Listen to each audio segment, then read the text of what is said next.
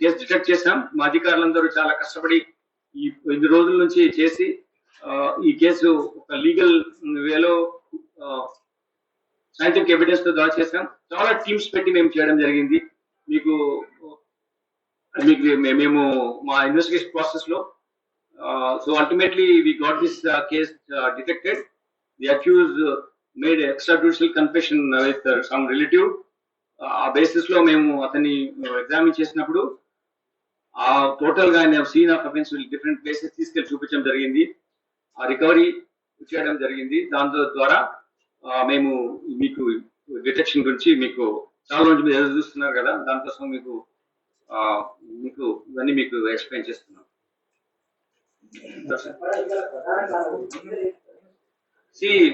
ఇతను by nature very cruel man. So అతను వచ్చిన తర్వాత భార్య ఇప్పుడు మా ఇక్కడ హైదరాబాద్ లో ఉన్నాం కదా, మనం మన చుట్టాలింట్లోనే హ్యాపీగా మా పిల్లలు ఉన్నారు కదా అని చెప్పింది.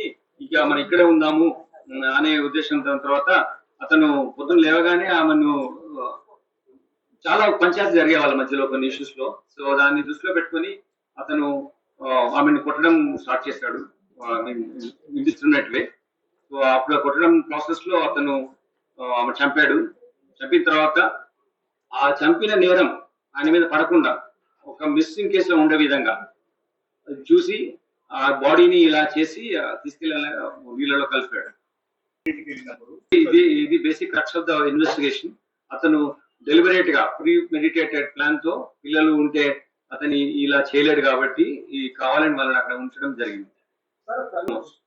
ఎటువంటి పశ్చాత్తాపం మేము మాట్లాడినప్పుడు లేదు.